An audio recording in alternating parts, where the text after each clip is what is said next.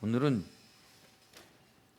종교 개혁과 종교 회복이라는 제목으로 말씀을 전하겠습니다. 우리 자유인교회에는 4가지 기념주일이 있죠. 창립 기념주일, 부활 기념주일, 종교 개혁 기념주일, 성탄 기념주일입니다. 특별한 행사를 따로 하는 것은 아니지만 그러나 특별하지 않다는 것도 아닙니다. 기념이라고 우리가 이름을 붙인 말 그대로 오래도록 잊지 않고 가슴에 새겨서 간직한다, 그런 뜻이 있습니다. 이 4기념일이 다 의미가 깊지만 특별히 저는 개인적으로 개혁주의 목사로서 그 중에서 가장 기념할 주일을 꼽으라고 한다면 종교개혁 기념주일을 꼽아야 된다, 이렇게 생각이 됩니다. 왜 그런가 하면 종교개혁의 역사가 없었다면 오늘날 우리들 프로테스탄트 교회 자체가 존재하지도 않았을 것이기 때문이죠. 이 역사적 사실은 언제나 선행하는 3가지 질문을 우리에게 던져줍니다. 곧 종교라는 것은 무엇이냐? 첫째, 종교라는 것은 뭐냐? 두 번째, 왜 종교개혁이 일어나야만 됐느냐? 세 번째, 종교개혁의 결과는 무엇이냐? 첫 번째, 종교란 무엇인가라는 질문에 대해서 이렇게 대답을 해볼 수가 있습니다. 종교라는 게 뭐냐? 나에게 있어서 종교란 무엇인가에 대한 반대급부다. 무엇인가에 대한 반대급부다, 이렇게 말할 수 있겠습니다. 그 무엇인가란 지금의 현실, 지금의 조건, 지금의 상태와 같은 것들을 말합니다. 인간의 현실적 조건, 상태, 현실, 그것에 대한 반대급부로서, 그러니까 종교라는 것은 기본적으로 반현실적인 것, 현실에 대한 반대급부인 것입니다. 왜 그러면 이러한 종교라는 반대급부가 필요할까요? 그냥 현실을 그냥 살면 되지 왜 종교라는 그런 반대급부가 필요한가? 그것은 이 세상 현실이 사람이 존재하고 생존을 유지해 나가기에 합당한 조건을 가지고 있지 않기 때문입니다. 존재는 유한하고, 일단 그렇잖아요. 사람은 태어나면 반드시 죽게 돼 있습니다. 존재는 유한하고 시간은 종말론적이고 환경은 잔혹합니다.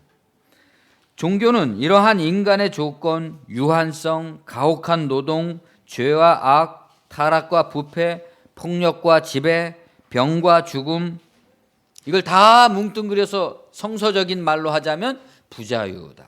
부자유. 이런 모든 부자유로부터 반대급부, 자유로 존재한다. 진리가 너희를 자유케 하리라 그랬잖아요. 그러한 모든 부자유에 대한 자유로 존재하고 반대급부로서 존재함으로써만 종교의 의미가 본질적으로 의미를 갖게 된다는 겁니다. 그 반대의 방식은 다양할 수 있어요. 우리가 종교를 믿는 사람들의 믿는 신앙의 모습이 다양할 수 있다 이겁니다. 예컨대 도피, 어떤 사람들은 종교의 세계로 도피하는 거잖아요. 현실이 너무나 가혹하기 때문에. 또 어떤 사람은 저항, 종교를 통해서 현실에 대해서 저항을 합니다. 어떤 사람은 초월, 그냥 세상을 초월했어요. 종교로다. 어떤 사람은 수용, 종교를 통해서 세상을 수용한다. 그러나 저항이든지 도피이든지 초월이든지 수용이든지 그런 것들은 다 가능한데 한 가지 방식만은 예외적으로 용납될 수 없다 이겁니다. 그건 뭐냐? 타협, 한편되기. 현실의 반대급부로서만 의미를 갖는 종교가 현실과 타협하거나 현실과 한편이 된다는 것은 존재 자체의 의미 자체를 부인하는 것이기 때문에 그것은 존재할 필요가 없어지게 됩니다. 그렇잖아요? 현실하고 똑같아지면 종교는 존재할 필요가 없어지는 거죠. 그러나 존재할 필요가 없어졌다고 그래서 자연적으로 존재하지 않게 되는 것은 아닙니다. 종교가 더 이상 종교의 역할을 못한다 그래서 자연적으로 없어지는 건 아니죠. 그렇게 없어져야 마땅할 것들은 이 세상에 악착같이 존재하게 됩니다. 그럴 때 그러한 종교의 반종교적 현실 속에서 우리는 제2번 왜 종교개혁이 일어나야만 됐는가 하는 것에 대한 대답을 할 수가 있는 거죠. 왜 종교개혁이 일어나야만 됐나? 그리고 왜 종교개혁이 일어나야만 됐는가에 대한 대답을 할 수 있을 때 그러면 종교개혁의 결과는 무엇이어야 됐는가, 무엇인가, 이것에 대해서도 그려볼 수가 있게 됩니다. 그러니까 뭐 전체 사회적으로 뿐만이 아니라 우리의 개인적 신앙에 있어서도 마찬가지죠. 내가 신앙을 받아들였을 때는 나의 모든 현실에 대한 반대급부로서의 그러한 신앙을 받아들인 것이고, 그러한 것이 나의 현실과 만일에 그 종교가 그냥 일체화돼 버렸다면 거기에는 종교개혁이 반드시 필요한 것이고, 그 개혁의 결과로서 어떤 현실이 나타나야 된다. 종교개혁 전야의 유럽에서는 무슨 일들이 벌어지고 있었습니까? 교황 권력을 필두로 해서 지상의 모든 권력은 현실의 반대급부로서의 종교성을 상실해 버렸어요. 그것은 성서가 가르치고 있는 모든 지상 권력에 대한 종교의 스탠스에 대한 철저한 반대로서 존재하면서 영향을 미치고 있었습니다. 한마디로 말하면 거기에는 반대급부라고 할 만한 종교가 없었습니다. 그냥 종교가 현실이었어요. 그러니까 그 당시에 유럽 사람들은 태어나면 곧바로 교회에 가서 세례를 받고 기독교 왕국에 태어나서 기독교인으로 평생을 살면서 교회의 지배를 받으면서 살았잖아요. 그리고 교회 자체가 현실이에요. 현실에 대한 반대급부로 존재하는 게 아니라 세상 권력자들은 자기들의 권력을 매개로 혹세무민의 전횡을 일삼았습니다. 그렇지 않습니까? 권력이라는 것은 참 그 신적 속성이 있어가지고 멀쩡한 사람도 바보로 만들어요. 권력자 앞에서는 올바른 말을 할 수가 없잖아요. 그게 다 바보가 됩니다. 무지와 미신, 사악함과 부패, 수탈과 탄압, 성직 매매, 가렴 주고, 우상 숭배, 사단적 갑질, 이런 것들이 도처에서 횡행하고 있었습니다. 왜냐하면 권력이 있기 때문에, 권력자 앞에서는 올바른 소리를 할 수가 없기 때문에 모든 사람들이 숨을 죽이고 바른 자기 속의 내면에서 나오고 있는 그 반대급부로서의 이야기를 할 수가 없게 된 상황에서는 누구든지 어떻습니까? 권력을 가진 사람이 권력이 없는 사람을 마음대로 할 수가 있게 되는 그런 세상이 되는 거죠. 민중들은 이런 세상이 돌아가고 있는 사태에 대해서 도대체 왜 이런 일들이 벌어지고 있는 것인지 이해를 못했어요. 왜 이해를 못하겠습니까?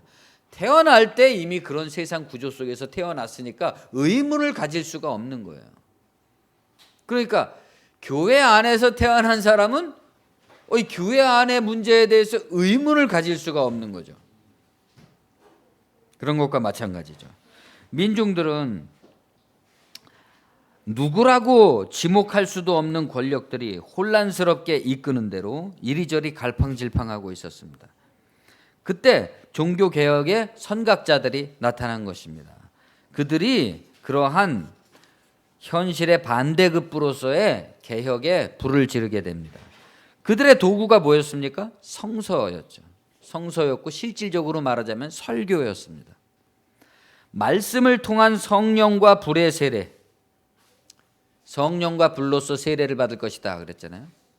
그러니까 불이라는 것은 모든 것을 다 태워서, 쓸데없는 것들을 태워서 소멸시키고 그 불 속에서도 살아남는 것만 남긴다는 의미고, 성령도 마찬가지죠. 그러한 성령과 불의 세례, 진리의 말씀의 세례를 받은 민중들은 오랜 혼돈과 무지로부터 깨어났다. 우리가 원래 이런 세상에 살아야 될 필요가 없는 것이로구나, 이런 세상을 안 살아도 되는 것이로구나 하는 걸 깨우쳤다 이겁니다. 그 결과 개혁운동은 신학적이고 영적인 운동에서 시작됐지만 나중에는 어떻게 됐습니까? 정치적 운동으로 변화되어 갔죠.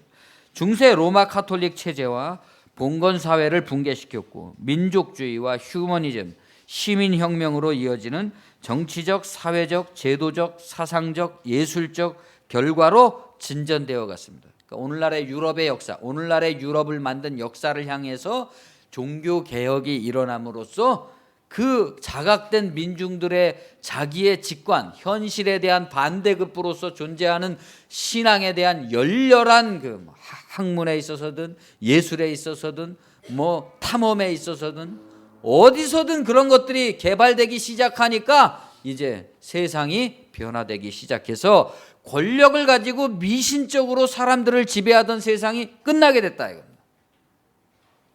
곧 종교개혁의 여파로 발생한 정치, 사회, 제도, 사상, 예술의 본질이 뭐냐? 그러면 오늘날 우리가 근대적인 교육을 통해서 습득한 정치, 사회, 제도, 사상, 예술, 예능, 체육 이런 모든 분야의 그 본질이 뭐냐? 현실에 대한 반대급부라는 것입니다.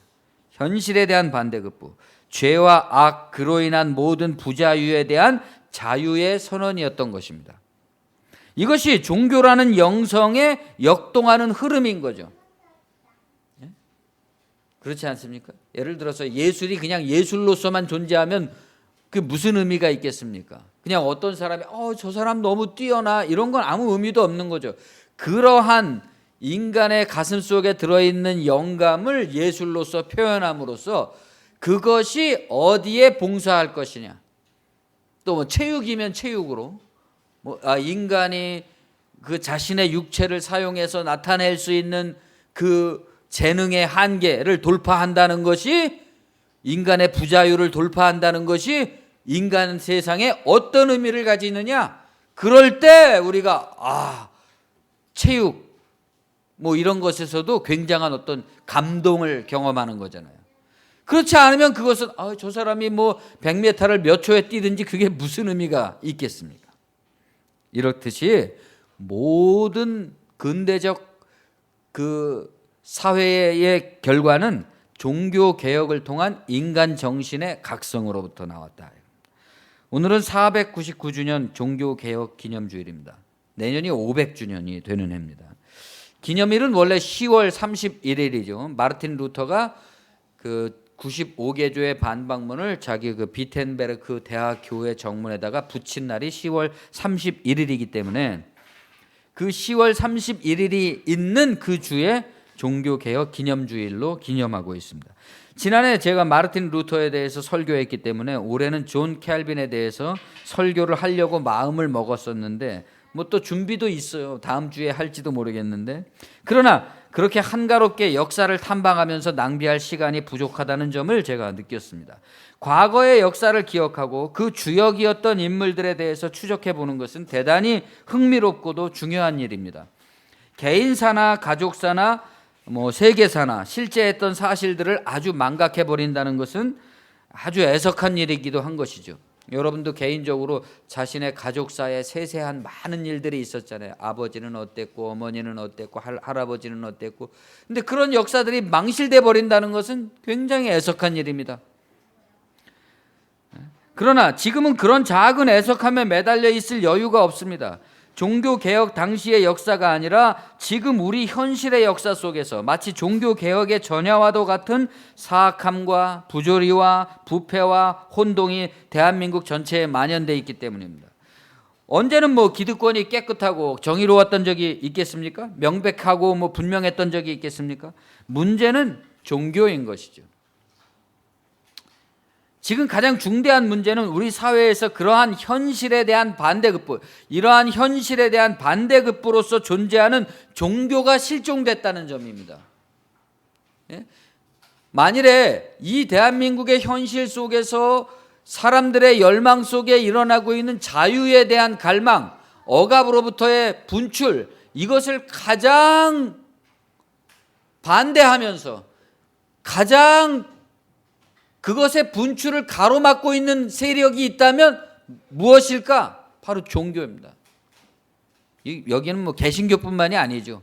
가톨릭도 마찬가지고 불교도 마찬가지고, 이 종교라는 것이 자기 자리를 찾지 못하게 되니까 가장 부패한 집단, 가장 이 세상의 전진을 가로막고 있는 그러한 집단으로 인식되고 있는 현실이다. 종교가 실종됐습니다. 그것이 도피이든 저항이든 초월이든 대안적으로 기댈 만한 종교가 아예 존재하지 않고 있다는 판단이 드는 겁니다. 사람들은 종교를 통해서 이 세상에 어떤 위로를 받을 수가 없는 시대가 되어버렸습니다. 이 전대미문의 사태를 뭐라고 설명해야 될지 저뿐만이 아니라 여러분도 난감할 것입니다. 오늘날의 대한민국의 지금 최순실 박근혜 게이트를 어떻게 설명해야 될지. 엊그제 페이스북에는 외국인 남편과 결혼한 한국인 여성들이 자기 남편들에게 지금 한국에서 벌어지고 있는 사태를 설명하는 데 따르는 난감함에 대한 얘기들이 줄줄이 올라왔습니다. 몇 시간에 걸쳐서 이 얘기를 설명을 해줘도 자기 남편은 도무지 이해를 못하고 있다는 거예요.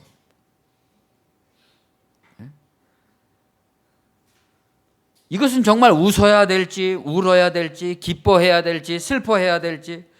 그런데 이 최순실 게이트가 마침내 백일화에 드러나고 정말 가련한 금치산자와 같은 대통령이 초췌한 모습으로 2분짜리 녹화 사과를 한 후에 한국 교회를 대표하는 한기총과 한교연은 곧바로 개헌 지지 성명을 발표했습니다. 온 국민이 거리에 나와서 대통령의 하야를 외치고 있는 이 상황에서 한국 교회를 대표한다고 자처하는 사람들이 개헌 지지 성명을 발표함으로써 일종의 물타기, 일종의 성동격서의 방식으로 대통령 구하기에 나선 것이죠. 참 이상한 일입니다. 여당의 일각에서도 대통령 퇴진 주장이 나오고 있는 판국에 왜 하필 교계의 지도자라는 사람들이 대통령을 살리려고 나서고 있는 것일까요? 처음 던졌던 질문을 우리가 다시 던져볼 필요가 있습니다. 첫 번째, 그들에게 종교라는 것은 무엇이냐? 두 번째, 지금 종교개혁은 왜 필요한 것인가? 세 번째, 종교개혁의 결과는 어떤 것이어야 될까? 아마 그 사람들도 오늘 종교개혁 기념주일로 종교개혁을 기념할지도 모릅니다. 그러나 우리가 기념해야 될 종교개혁은 이러한 질문을 우리에게 던지는 기념이 아니라면 그것을 기념해야만 할 의미를 갖지 못할 것입니다. 영국의 위대한 설교자 로이드 존스는 종교개혁을 기념하는 두 가지 방식이 있다고 얘기했습니다. 하나는 좋은 방식이고 하나는 나쁜 방식이다 그랬습니다. 좋은 방식은 오늘 우리가 읽은 히브리서 13장 7절 9절의 방식이고, 나쁜 방식은 마태복음 23장 29절 이하의 방식이라는 겁니다. 각각의 말씀을 좀 읽어보겠습니다. 히브리서에 보면 하나님의 말씀을 너희에게 이르고 너희를 인도하던 자들을 생각하며 저희의 행실의 종말을 주의하여 보고 저희 믿음을 본받으라. 예수 그리스도는 어제나 오늘이나 영원토록 동일하시니라. 역사는 그때나 지금이나 동일하다는 겁니다. 역사는 종교개혁의 당시나 대한민국의 2016년의 현실이나 동일하다는 겁니다. 그리스도가 종교개혁 시대에 루터와 칼빈과 존 낙스와 이런 사람들에게 역사를 했다면 오늘날에도 대한민국에서 그리스도는 똑같이 종교의 역할을 똑같은 방식으로 동일하게 수행하신다. 여러 가지 다른 교훈에 끌리지 말라. 마음은 은혜로서 굳건히함이 아름답고 식물로서 할 것이 아니니 식물로 말미암아 행한 자는 유익을 얻지 못하였느니라. 자기 이득을 위해서 행하는 사람은 참된 유익을 얻지 못한다. 이것은 좋은 방식으로 종교개혁을 기억하는 방식이다 그랬습니다.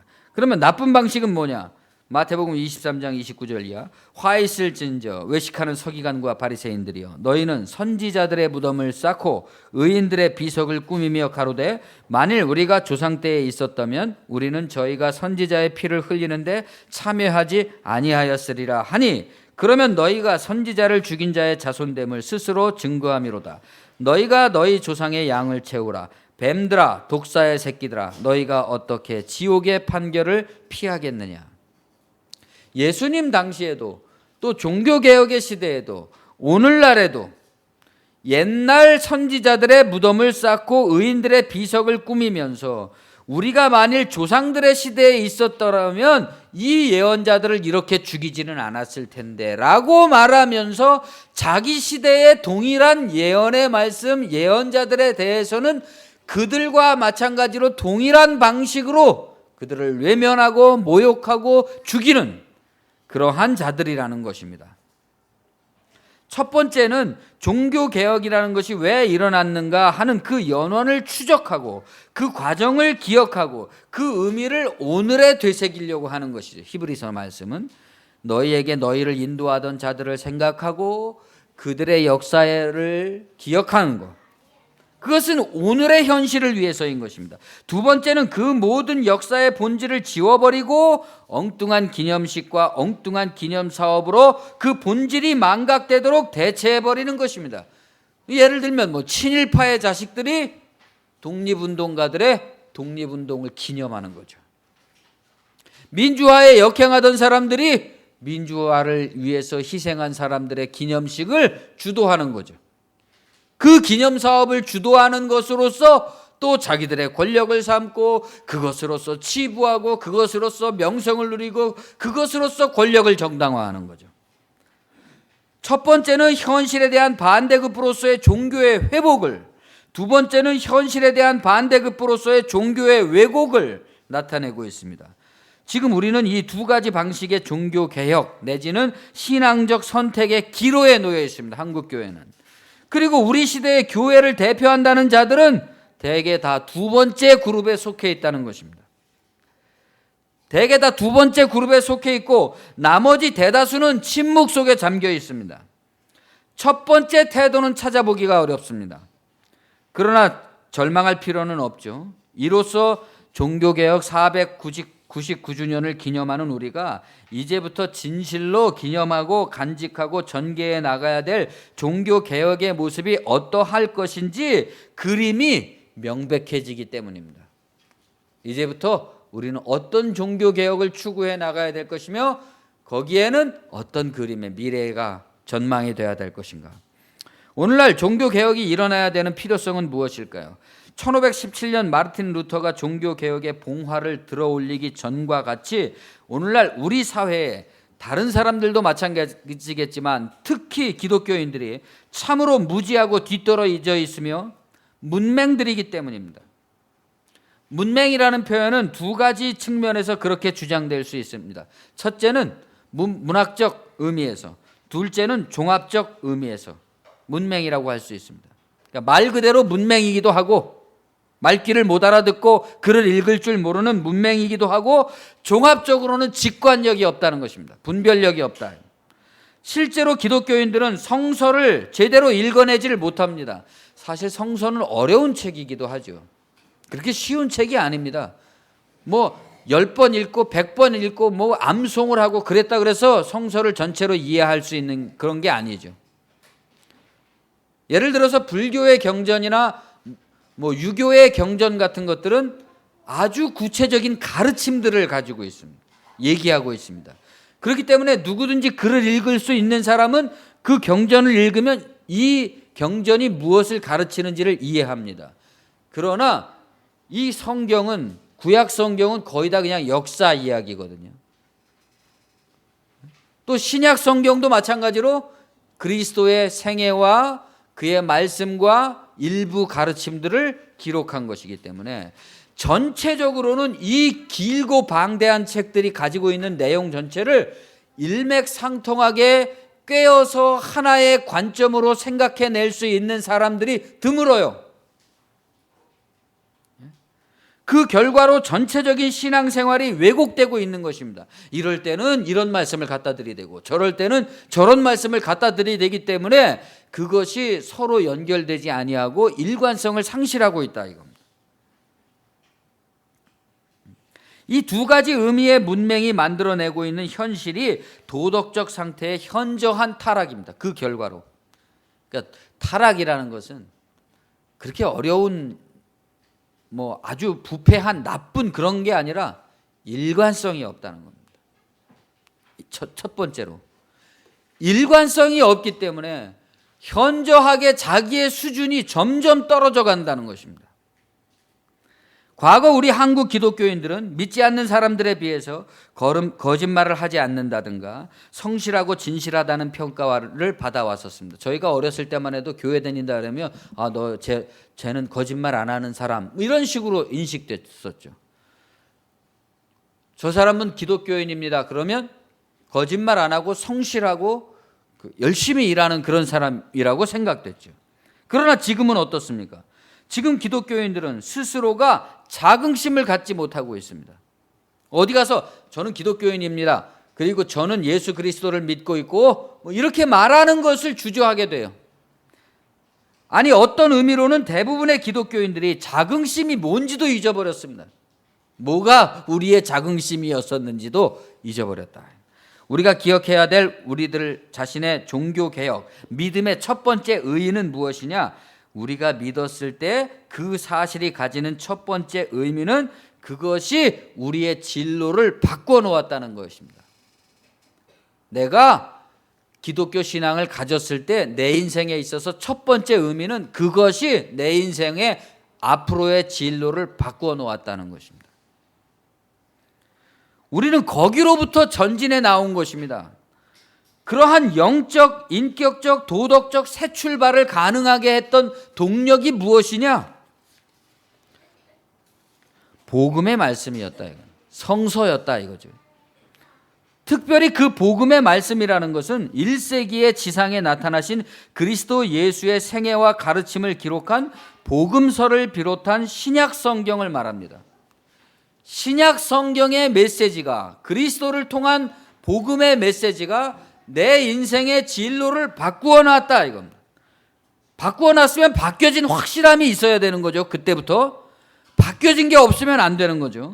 이 신약 성서의 복음의 말씀을 통해 첫째로 이 말씀들에 대해서 우리가 각성했고, 그러니까 첫 번째로는 이 복음의 말씀 자체가 뭔지에 대해서 각성이 일어나서 이런 말씀이로구나 하는 걸 이해했고, 그 말씀에 대한 각성이 일어나자 그 말씀이 우리의 삶으로 들어왔습니다. 성령이 우리의 삶으로 들어왔다. 그러한 변화의 상태는 세상의 세상적 존재 방식과는 차원이 다른 것이었기 때문에 누구나 나는 확실히 달라졌다, 이렇게 고백할 수 있게 됐습니다. 그래서 우리가 신앙을 고백하는 거잖아요. 신앙 고백이 뭡니까? 나는 어제의 내가 아니다. 나는 예수를 믿기 전에 내가 아니다 라는 고백을 할 수 있는 것이죠.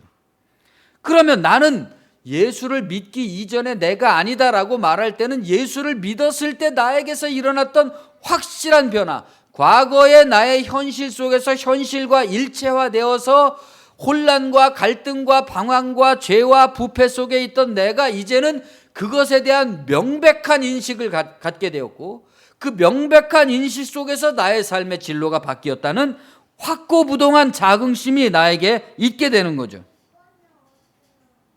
이러한 나는 확실히 달라졌다는 신앙 고백이 곧 구원의 확신입니다. 여러분 그런 말 많이 들어보셨잖아요. 여러분 구원의 확신이 있습니까? 그러면 갑자기 그냥 구원의 확신이라는 게 뭔가? 내가 과거의 현실의 질곡 속에서 완전히 명백하게 각성됐고 벗어났다는 것, 그것이 구원의 확신이죠. 이 구원의 확신이 우리의 진로를 실제적으로 바꾸어 놓은 것이고, 그 바꾸어진 진로라는 것은 세상 현실의 반대급부로서의 새로운 신앙적 현실입니다. 영적 현실. 그것이 타협이나 한편되기만 아니라면 도피이든 수용이든 저항이든 초월이든 이 공식은 복음을 받아들이는 누구에게나 다 동일하다. 이것이 종교개혁입니다. 우리의 신앙은 다양할 수 있어요. 어떤 사람은 그냥 큰 교회로 가서 주님께 도피하는 신앙을 가진 사람도 있을 수 있고, 어떤 사람은 십자가를 지는 심정으로 현실의 모든 것을 다 수용한다는 태도를 가진 사람도 있을 수 있고, 어떤 사람은 난 그런 거 몰라 그러면서 오직 주님의 진리를 따르는 이런 걸로 갈 수도 있고, 어떤 사람은 그렇기 때문에 이 현실에 저항해야 된다고 하는 사람도 있을 수 있다 이겁니다. 종교의 방식은. 그러나 가장 중요한 것은 확실히 나는 변화되었고 어제와 나는 달라졌다는 것이죠. 구원의 확신. 루터나 츠빙글리, 켈빈, 존 낙스 같은 위대한 종교 개혁자들 역시 그들의 시대의 세상 현실로부터 신약 성서의 믿음으로 각성되어서 들어갔습니다. 그렇잖아요. 그 사람들이 제일 처음에 신약 성경을 각성해서 읽게 되었고, 성령의 음성을 통해서 자기 시대의 현실에 대한 신앙적 대답으로 들어갔다.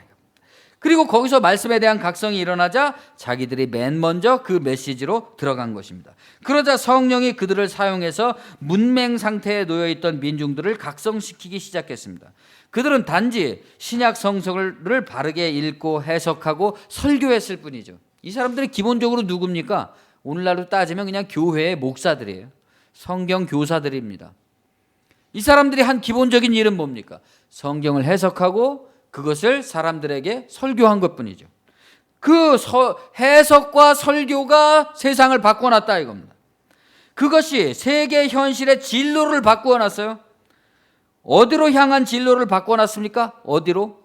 노예 해방, 봉건 전제의 타파, 절대 왕정의 붕괴, 독재의 몰락, 민주주의, 인권, 자유, 평등, 비폭력, 노동조합, 여성 해방, 인종차별 철폐, 장애인에 대한 인권, 지방자치, 반전운동, 환경운동, 여성운동 이런 데까지 이르기까지 인류 역사가 그렇게 진보되어 온 것이 아닙니까? 모든 도덕성의 제도화로 인류의 진로를 바꾸어놨다. 모든 도덕성의 제도화.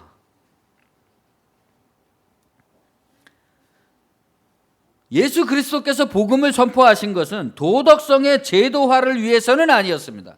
주님이 말씀하신 하나님 나라는 도덕성을 현실 정치의 제도로 만드는 것은 아니었다. 그러나 그리스도의 복음의 말씀으로 인한 변화와 그 변화를 각성시키는 설교, 성령의 역사로 구현되는 우리 안에서의 하나님의 나라는 도덕성의 제도화로 세상의 역사를 진전시켜 나갔다. 그렇지 않겠습니까? 우리 개인의 신앙의 역사를 돌아볼 때도 우리가 처음에는 그냥 각성된 믿음을 가졌지만 그 믿음이 공고화되면서 우리 삶의 체질을 바꾸고 삶의 내용을 바꾸고 형식을 바꾸고 방식을 바꾸지 않습니까? 이와 마찬가지로 세상에서도 제도적으로 세상의 모습을 바꾸어 나간다. 그렇기 때문에 우리는 재확인이 필요합니다. 오늘날 한국 교회의 종교 개혁이 일어나야만 되는 필요성은 무엇이냐? 우리 사회에 다른 사람들도 마찬가지겠지만 기독교인들이 참으로 무지하고 뒤떨어져 있으며 문맹들이기 때문입니다. 이 문맹의 현 상태와 우리가 여기에 이르게 된 과정을 알 필요가 있다 이겁니다. 왜 우리가 이렇게 그런 문맹이 됐나? 한국 교회가 100년 만에 왜 이렇게 문맹의 상태에 도달했나? 그것을 저는 4가지 순서적 방식으로 분류할 수 있다 이렇게 생각이 듭니다. 첫 번째는 세속화, 다른 말로 하면 사두개주의라고 이름을 붙여봤습니다. 교회는 80년대를 정점으로 해서 자본주의 세계화에 편입된 한국 사회와 맞물려서 지난 30여 년간 급속하게 세속화됐습니다. 그렇잖아요. 아직 여러분들이 어렸을 때, 젊으셨을 때의 교회를 생각하면 지금처럼 이렇게 세속화되지 않았죠. 80년대를 정점으로 해서 한국 사회와 마찬가지로 교회도 역시 급속하게 세속화됐다 이겁니다. 이른바 오중복음, 삼박자 축복으로 대표되는 오중복음이라는 것을 제가 찾아보니까 중생, 성령 충만, 신유, 축복, 재림. 그러니까 오중복음이 중생의 복음, 성령 충만의 복음, 신유의 복음, 축복의 복음, 재림의 복음. 뭐 복음이 이렇게 여러 가지인가요? 삼박자 축복은 영혼, 물질, 건강의 축복입니다. 이것으로 대표되는 순복음식 번영신학은 십자가의 자기 부정이 아니라 반대의 욕망의 정당화를 추구했다. 욕망 정당화. 처음에는 이것에 대한 신학적 반대와 배관시로 순복음교회 조영기 목사가 이단으로 정죄되기까지 했었죠. 그렇지만 결국에는 한국교회 전체가 도리어 순복음에게 굴복해 버렸습니다. 그런 역전이 벌어졌습니다. 조영기 목사는 한때 자신을 한국교회라는 골리앗과 싸우고 있는 다윗이다 그래서 조다윗이라고 이름을 바꿨던 적이 있었습니다. 과연 다윗이 골리앗을 쓰러뜨린 것에 방불할 정도의 역전이 일어나 버린 거죠. 그러나 거기서부터 영적인 혼탁이 생겨났습니다. 긍정주의 일변도 신앙의 열매는 확실히 먹음직도 하고 보암직도 했지만 그 맛에 취하면 취할수록 세속화는 가속화됐다. 그러니까 아무런 설명도 없이, 저도 마찬가지예요. 어렸을 때는 조용기 목사는 이단인 줄 알았어요. 교회에서 그렇게 가르쳤으니까. 그런데 어느 순간부터 조용기 목사는 한국교회의 지도자가 됐습니다. 그런데 그 누구도 왜 이 사람이 이단이었다가 한국교회의 지도자가 됐는지 설명을 해주지 않아요. 부흥열, 건축열, 대형교회에 출연, 온갖 교회의 부패와 금품 스캔들, 권력형 정치 목사들의 출연, 교회 안에서 예언이 사라져버렸습니다.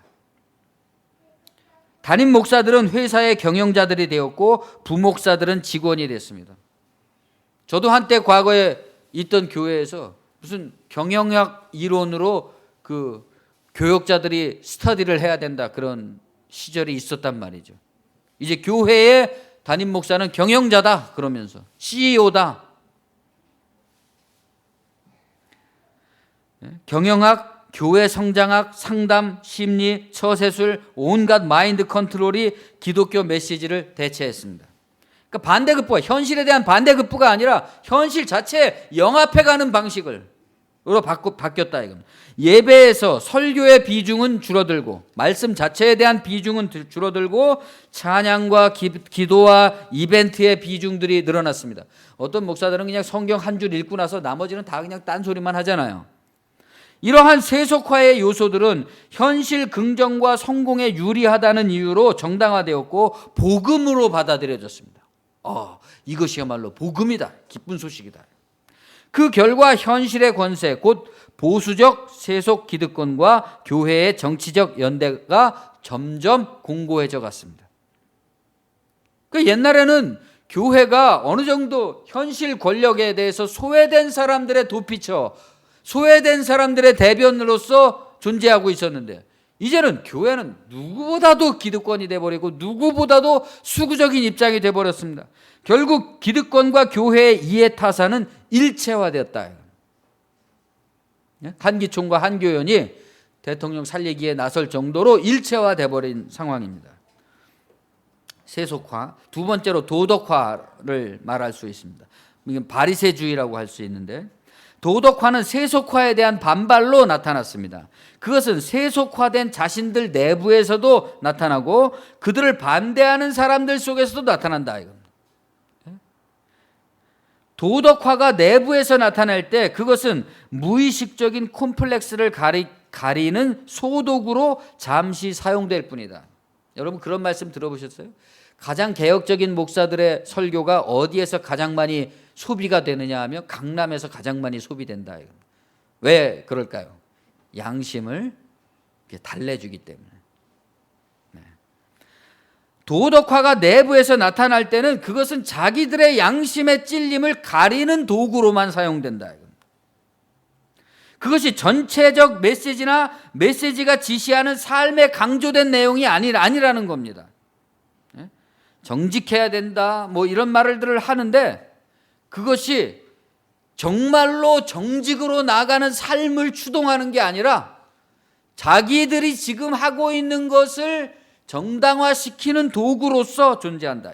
흔히 뭐뭐 해야 된다라고 설교되는 도덕화된 메시지들은 세속화된 욕망을 정당화시키는 명분으로 작동한다는 겁니다. 더 나아가면 그것은 아예 교회의 세속적 목표 달성, 예를 들면 뭐 건축 헌금 달성 같은 것을 위한 도구로 전락해버리기도 하죠. 그러나 반대의 경우 그런 세속화된 사람들에 대한 반대하는 그룹 속에서의 도덕화 역시도 문제를 가지고 있습니다. 그 문제란 그들에게 강조되는 것은 다름 아닌 도덕일 뿐이라는 데 문제가 있다 이겁니다. 이번에는 그들에게 예배는 지루하고 숨막히는 윤리 강론 같은 시간이 되는 거죠. 신앙생활이라는 것은 항상 뭔가 도덕적 교훈이나 거기에 맞는 삶의 실천을 발견해야만 되는 그런 것 같이 생각하는 사람들이 있다. 그래서 어떤 기독교인들은 뭐 텔레비전 드라마를 보면서도 항상 저거는 뭐가 어때서 그렇고 저거는 뭐가 어때서 그렇고 교회를 안 다녀서 그렇고 예수님을 안 믿어서 그렇고 매일 이렇게 또 어떤 현상 속에서도 그냥 항상 기독교적인 교훈을 발견해내려고 하는 사람들이 있단 말이에요. 그들은 흔히 세상을 어두운 죄의 그늘로 인식하고 그러한 인식을 지닌 자신은 의롭다는 식의 바리새적인 그런 생각에 빠져 있다. 자기들은 의롭다. 그러나 그러한 바리새주의야말로 그 자신에게는 어두운 그늘이 되고, 밝지가 않아요. 그런 사람들이 실제로는 어두운 그늘이 되고 자기를 얽어매는 구속이 되기도 합니다. 신앙은 아주 좋은 것 같은데 삶의 관계라든가 삶의 전망이라든가 이런 것들이 어둡고 답답하고 꽉 막혀 있다 이겁니다. 세 번째는 세속화, 도덕화, 그리고 세 번째는 초월주의, 혼합주의라고도 부를 수 있다. 초월주의라는 명칭은 이 사람들이 스스로를 사두개주의적 세속화와 바리새주의적 도덕화로부터 벗어난 참된 복음을 주장한다는 의미에서 붙인 이름입니다. 이 그룹은 자기네는 세속화도 아니고 도덕도 아니다. 복음이다. 사실은 제가 이 이름을 초월주의가 아니라 복음주의라고 붙일까 그러다가 너무 헷갈릴 것 같아서 그냥 이 사람들 초월주의라 그래서 현실로부터 초월해서 오직 지네는 복음을 가졌다고 주장하는 부류가 나타났다 이겁니다. 이 사람들은 오로지 자기들은 복음의 말씀에 천착한다 이렇게 주장을 합니다. 신앙생활에 있어서 성서에 대한 해석이나 설교를 대단히 중요시합니다. 그러니까 아까 그 도덕주의자들이나 세속주의자들은 말씀을 경시하는 것과는 달리 이 사람들은 말씀을 대단히 중요시 여깁니다. 그렇기 때문에 그 결과 탁월한 복음을 강론하는 설교자 몇 사람을 중심으로 그들이 대단히 각광을 받으면서 그 중심으로 마치 마니아처럼 모여드는 경향이 있다. 이들은 이 사람들을 초월주의라고 명명해야만 되는 이유는 그 사람들이 추상적이고 관념화된 복음을 지나치게 강조하기 때문에 현실로부터 그야말로 초월해 버렸기 때문입니다. 도약. 그래서 현실이 없어요. 그냥 복음만 가지고 떠든다 이거. 오직 하나님의 은혜 어쩌고 저쩌고 그러면서 그들은 마치 발에 땅을 붙이지 않고 사는 사람들처럼 복음을 이야기합니다. 특별한 사람들처럼. 자기들이 말하는 그 복음을 알아야만 되고 그것을 이해하지 못하면 복음이 아닌 거라는, 자기들은 매우 비밀스러운 복음을 알고 있는 특별한 사람들이라는 배제와 배타가 중요한 결집의 논리로 작동합니다. 자기들을 아주 그냥 소수로 이렇게 결집되기도 하죠. 그러나 이들을 다시 혼합주의라고 부를 수밖에 없는 이유는 결국 그들 역시도 세속화되고 도덕화된 자기 율법 안에서 그것을 도구로 사용하고 있다. 결국 초월해봤자 어떡하겠습니까? 자기들도 이 세상에 살고 있는 걸. 결국 복음을 그렇게 많이 잘 알고 있으면 뭐 하겠습니까? 자기들도 이 세상의 경제, 이 세상의 사회 관계 속에서 살고 있는데 말이죠. 대단한 착각을 하고 있는 거예요. 뭔가 일종의 자기 기만이고 스스로를 바른 복음을 가졌기 때문에 매우 특별한 부류라고 믿고 자랑스럽게 생각하고 있지만 그것은 일종의 자기 기만이고 착각 같은 것일 뿐이다 이겁니다.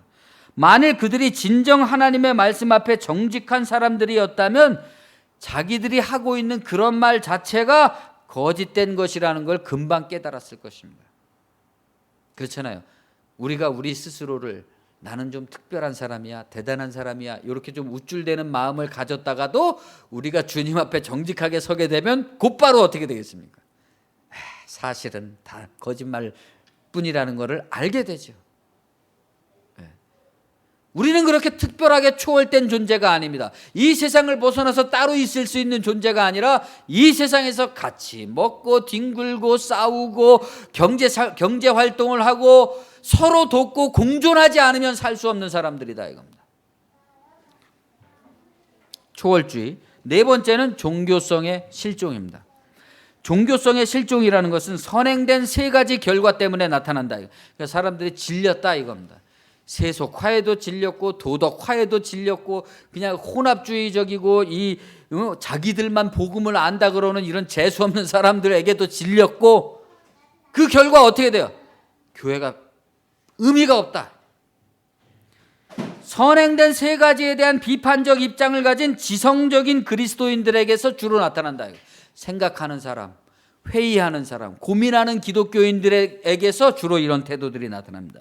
이 사람들은 자신을 정통적이라고 불리는 교회 안에서 혹은 교의 안에서, 교리 안에서 발견할 수 없고 관심이 없어요. 이 사람들은 삼위일체니 뭐 이신칭이니 뭐 이런 교리들이 있잖아요. 그런 것에 대한 관심이, 그게 도대체 무슨 의미가 있지? 또 교회 건축이니 뭐 선교니 무슨 사업이니 하는 것들에 대해서도 도대체 저런 게 무슨 의미가 있지 신앙에 있어서? 이런 회의를 가진다. 자기를 그 안에서 발견할 수가 없고 발견할 수 없다는 점을 자각하게 되면서 충격을 느낍니다. 그 사람은 자신을 여전히 그리스도인이라고 할 수 있을지 회의를 느낍니다. 나 정말 기독교인 맞을까?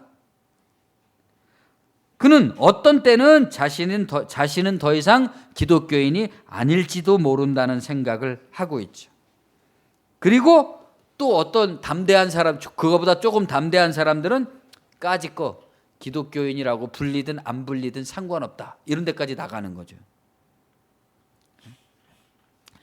그는 자신이 종교적으로 매우 성숙하다고 느끼기도 하고 동시에 신앙을 전혀 상실했다고 느끼기도 하고 있는 것입니다.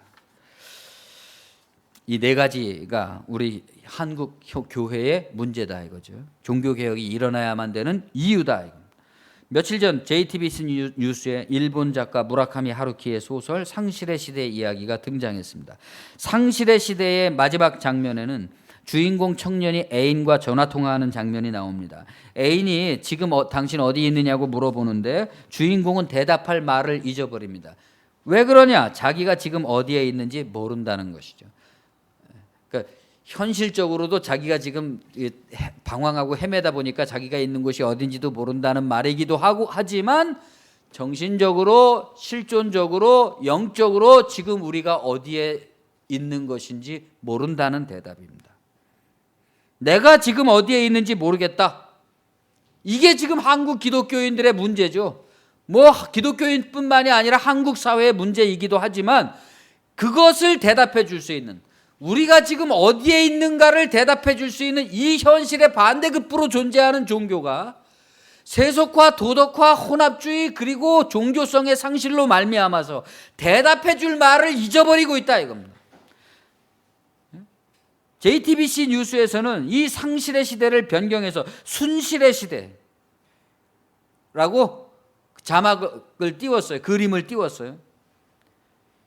지금 이 순실의 시대야말로 상실의 시대인 것이죠. 우리가 지금 어디에 있는지, 누가 우리를 지배하고 다스리는지, 왜 이런 일들이 벌어지고 있는 건지, 뭔가 사회적인 책임을 갖고 있다고 여겼던 사람들조차도 이 상황이 어디서부터 누구에 의해서 어떻게 된 건지를 몰라요. 세속화, 도덕화, 자기 기만적인 초월의 과정을 거쳐서 우리 한국 기독교는 어느새 종교성 자체를 상실해버리는 이 상실의 시대를 지나가고 있습니다. 우리들 자신이 어디에 있는지 모르는 시대가 지금이 아닙니까? 우리가 무엇보다도 기억해야 될 것은 종교개혁자들은 다음에 두 가지 사항을 일깨워 주었다는 것입니다. 첫 번째, 종교성, 참된 종교성. 현실에 대한 반대급부로서 구원의 확신을 주는 종교성을. 두 번째, 경건성. 종교성이라는 것은 현실에 대한 반대급부로서 자기 부인에 항상 깨어있는 비상한 정신의 상태를 말하는 것입니다. 뭐 누구처럼 24시간 주님만 바라보아야 된다. 그래서 지금의 이러한 사태에도 기독교인들이 뭔가 행동에 나서야 되는 게 아니라 주님을 바라봐야 된다. 근데 그분이 말하는 주님을 바라본다는 말이 도대체 무슨 말입니까? 어디를 어떻게 보는 게 주님을 바라보는 걸까요? 말은 그럴듯하지만 내용과 실체가 없는 추상적인 얘기일 뿐이죠. 참된 종교성이라는 것은 현실에 대한 반대급부로서의 존재하는 것이다. 이거. 그러한 정신이다. 그것을 넘는 하나님의 뜻을 이해하고 그렇게 살고자 하는 마음이죠. 이 현실을 건너뛰는. 존 칼빈은 인간의 제1의 목적이 하나님을 아는 것이다 그랬어요. 하나님을 안다는 것은 뭡니까? 인간의 모든 조건을 벗어난다는 얘기잖아요. 인간의 모든 조건에서 반대급부에 선다는 것이 하나님을 아는 것이지, 그 하나님이 어디 있는지 무슨 하나님인지도 모르면서 24시간 주님만 바라봐야 됩니다. 주님 그러면 보입니까? 뭐가? 무슨 음성이 들립니까? 그런 말도 안 되는 그런 거에 속아 넘어가고 있다는 거예요, 사람들이. 우리가 흔히 말하는 영성이라는 것은 이 두 가지가 어우러진 경건의 상태를 말한다. 참된 종교성과 경건성, 거기서 나오는 그것에 대한, 그 하나님에 대한 충성된 마음, 그것이 영성이죠. 그것이 분위기입니다. 영성이라는 것은 분위기죠. 그 사람이 나 풍기는 분위기.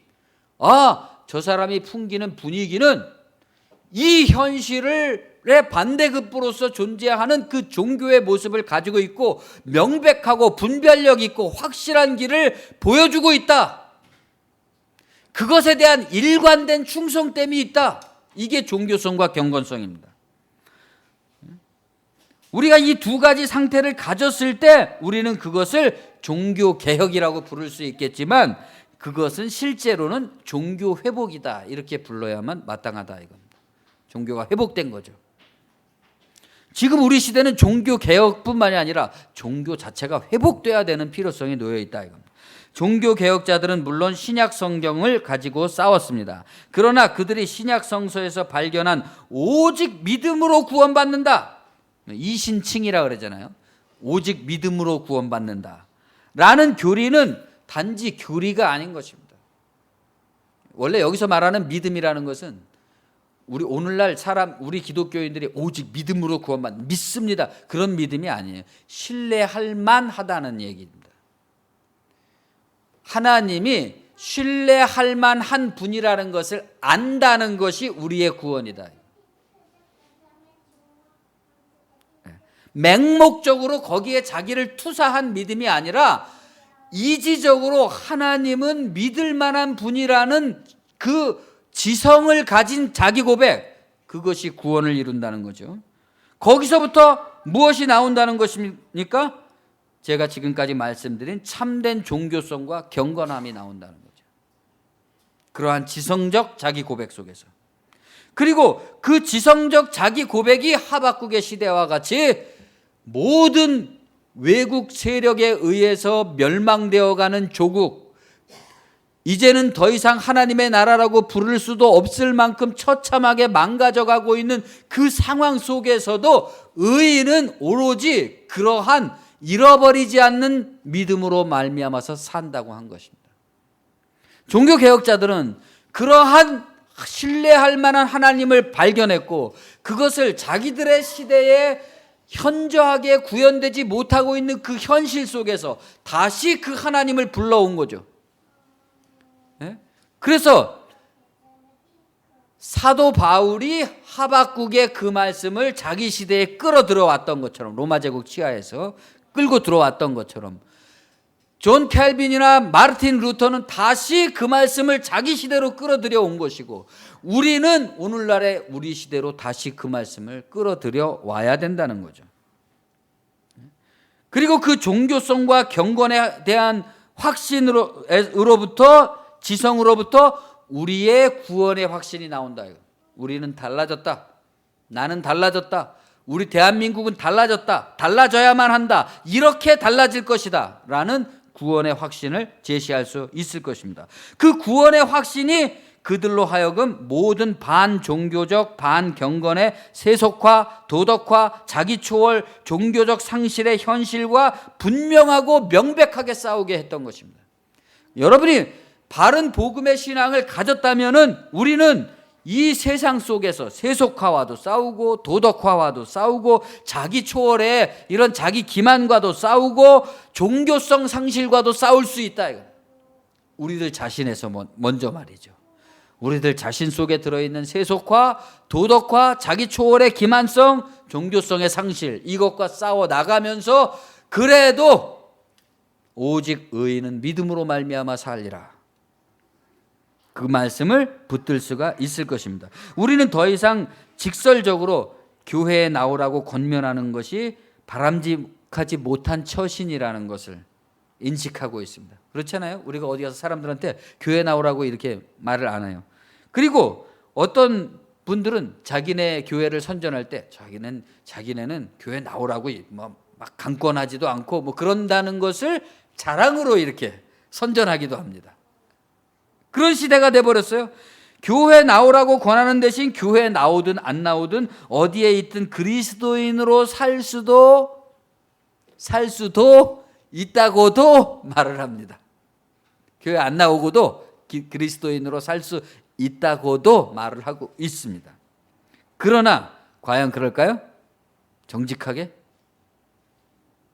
교회에 나오라고 권해보았자 그들이 교회에 와서 배우는 것은 위에 4가지 상태 중에 한 가지이겠죠. 그러니까 그거 의미 없습니다. 그거 배워봤자. 혹은 교회 밖에서도 얼마든지 그리스도인으로 살 수 있다는 말을 한다지만 과연 그 말의 실효성은 어떻습니까? 교회 안 다니면서도 그리스도인으로 살 수 있어요, 정말?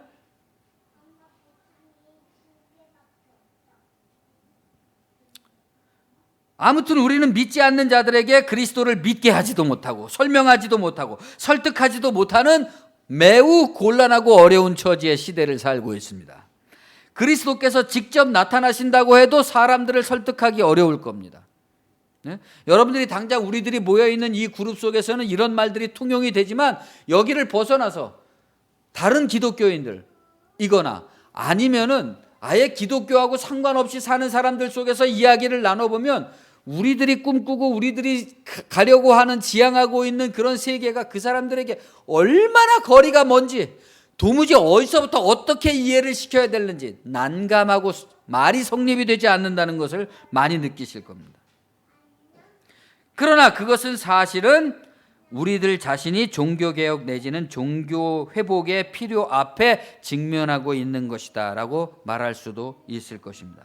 우리에게 이 종교회복이라는 것이 가능해진다면 우리는 세속화되지도 않고 도덕화되지도 않고 초월적 자기 기만에 빠지지도 않고 종교성을 상실하지도 않고 세상의 실제적 변화의 원리로 작동하고 있는 현실의 반대급부로서의 종교성, 믿음 안에서 그 경건한 영감, 그것을 은혜로 주시는 삼위일체 하나님에 대한 경건함을 유지할 수 있을 것입니다. 정말 우리 안에 종교가 회복되었다면, 나는 정말 달라졌어, 난 더 이상 거짓말하기 싫어, 이 진리의 말씀을 내 것으로 받아들이고 그 진리의 말씀이 지시하는 곳으로 갈 거야 라고 말할 수 있을 것이고, 그렇게 될 때 그것은 우리의 삶을 실질적으로 제도적으로 현실적으로 바꾸게 된다 이겁니다. 그 바꾸는 것이 세상을 향한 가장 큰 전도의 방식이고 전도의 도구인 것이죠. 사람들을 설득해낼 수 있는. 우리가 참된 종교로 말미암아서 세상의 이 현실의 반대급부로서 확실히 변화되지 않는 이상은 세상 사람들은 우리를 결코 신뢰하지 않을 것입니다. 교회를 결코 신뢰하지 않을 것입니다. 우리에게 종교개혁은 곧 종교의 회복입니다. 지금 대한민국의 현실의 역사와 사회는 이러한 한국교회의 종교회복을 간절히 요구하고 있습니다. 기도하겠습니다.